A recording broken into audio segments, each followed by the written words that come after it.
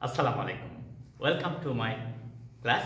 I am Abdul Salam, assistant teacher, Rajshahi Collegiate School, Rajshahi. My dear viewers, today I am going to make this video class especially for the beginners of learning English. I am really happy to begin the year with this video, especially for those viewers and students who want to learn the basic English grammar. Because if you want to learn something, you have to learn the rules and the origin of that thing. So if you want to learn English language and English grammar properly, then you have to learn the central ideas of English, that is parts of speech. And today I am going to discuss noun.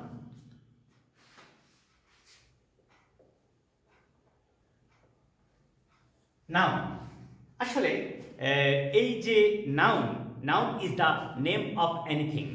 Noun is the name of anything. Noun is the name of anything. এটাই হচ্ছে noun. Noun is the name of anything. যেমন I have a pen. আচ্ছা, এই যে pen এটা noun. তাহলে what is pen? Pen is an instrument of writing. Pen is an instrument of writing. It helps us to write. Okay. তাহলে আমরা এখানে শিখলাম যে noun কাকে বলে. Noun is the name of anything. অথবা noun is a naming word. Noun is a naming word. ওকে, তাহলে যখন আমরা বলবো what is the function of noun, সেটা কিন্তু ভিন্ন. What is the function of noun? নাউনের কাজ কি? নাউনের কাজটা কি তাহলে? যে Hasan wants a pen, he writes with a pen. He writes with a pen nicely. আচ্ছা, এই যে এই সেন্টেন্সটা আমরা ফলো করি, Hasan is the name of a person, noun এবং সাবজেক্ট. এটা আমরা কি দেখলাম? হাসান এই সেন্টেন্সে নাউন এবং সাবজেক্ট. তারপরে পেন, আ পেন, এই পেনটা হচ্ছে অবজেক্ট এবং নাউন. তাহলে আমরা এই প্রথম সেন্টেন্সে শিখলাম নাউনের দুটি কাজ. একটা কখনো সাবজেক্ট আকারে বসে, কখনো অবজেক্ট আকারে বসে. আর এখানে শিখছি প্রিপজিশনের অবজেক্ট আকারে বসে. এইটা হচ্ছে একটা প্রিপজিশন আর এইটা নাউন. তাহলে আমরা এখানে শিখলাম নাউনের কাজ তিনটা. সেটা কি কি? যে noun is used as subject of a sentence, noun is used as object of a sentence, sometimes noun is used as the object of preposition. Noun is used as the object of preposition. তাহলে এই তিন ভাবে noun সেন্টেন্সে ব্যবহৃত হয়. আমরা সহজেই এইটা বুঝতে পারলাম. আচ্ছা, নাউন তো ব্যবহার হয়, এই নাউনগুলো কিভাবে আমরা আইডেন্টিফাই করব সেটা আমরা একটু দেখব. যেমন নাউন প্রধানত দুই প্রকার. একটা হচ্ছে concrete noun. Concrete noun, we use iron to build buildings. এই যে আয়রন, এটা শক্ত.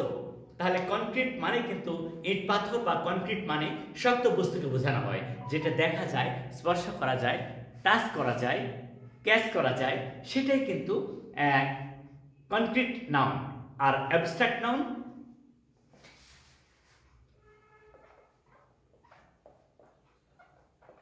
অ্যাবস্ট্রাক্ট নাউন,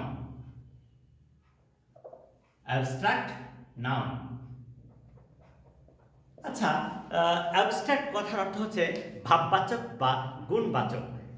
আমি ভাবছি একটা, আমি দেখতে পাচ্ছি না। আমি চিন্তা করছি একটা, আমি দেখতে পাচ্ছি না। আমি অনুভব করছি একটা বিষয় যা দেখতে পাচ্ছি না। এইটাই হচ্ছে অ্যাবস্ট্রাক্ট নাউন। যেমন I like him for his honesty. I like him for his honesty.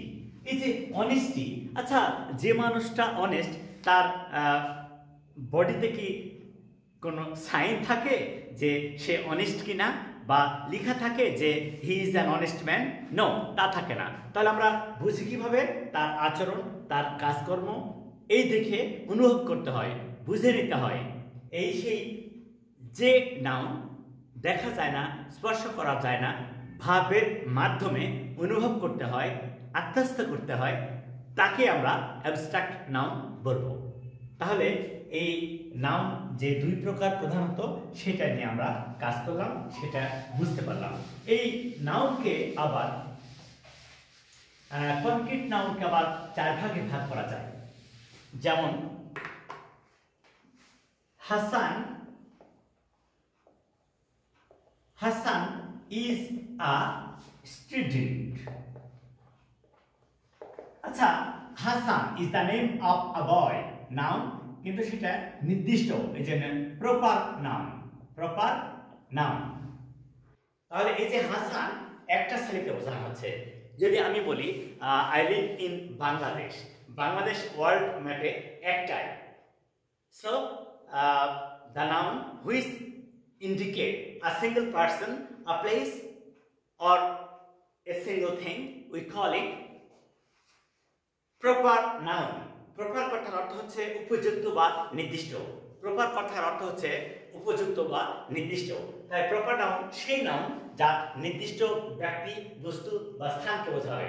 আচ্ছা, স্টুডেন্ট, যদি সে রাজশাহী বা বাংলাদেশে পড়ালেখা করে সেও ছাত্র, যদি কেউ ইউকেতে পড়ালেখা করে সেও ছাত্র, কেউ যদি ইউএসএ তে পড়ালেখা করে সেও ছাত্র।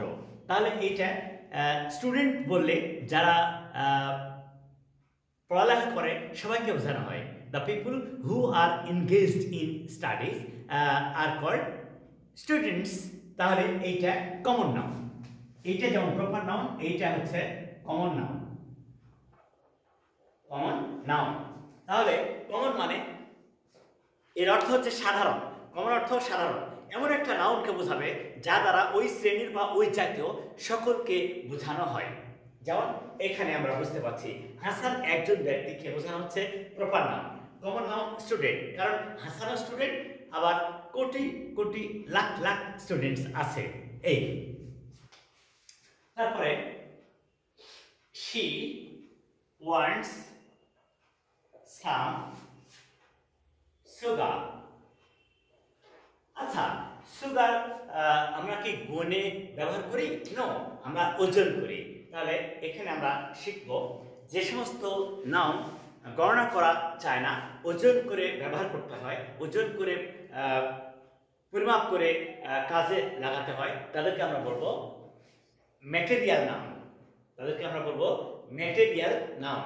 People, look at it please. People use sands, bricks and iron with cement to build different things.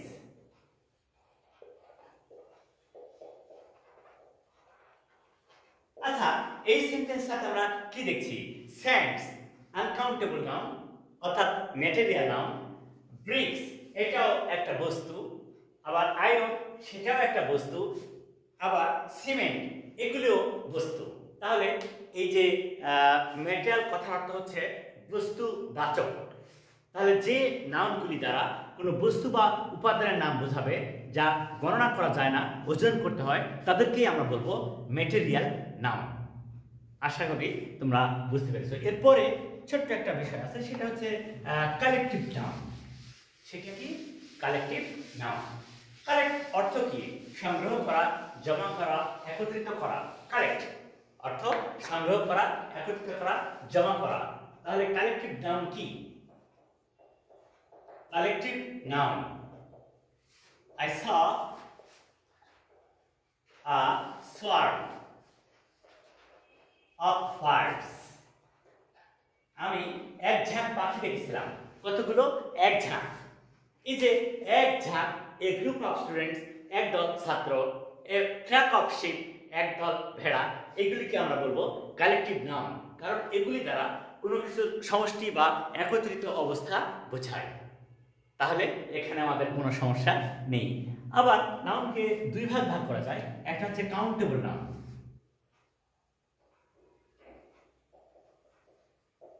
Countable noun. আচ্ছা, তুমি যখন বাজারে যাবা, তোমার পেন দরকার, তুমি কি বলো আমাকে 1 কেজি পেন দেন তো? নো, তুমি বলো I want 2 pence, I want 2 pence. এই যে পেন গণনা করা হয়, তাই একে বলা হচ্ছে কাউন্টেবল নাউন। আর যেগুলি ওজন করে কিনতে হয়, গণনা করা যায় না, সেগুলি আনকাউন্টেবল নাউন। সেটা কি?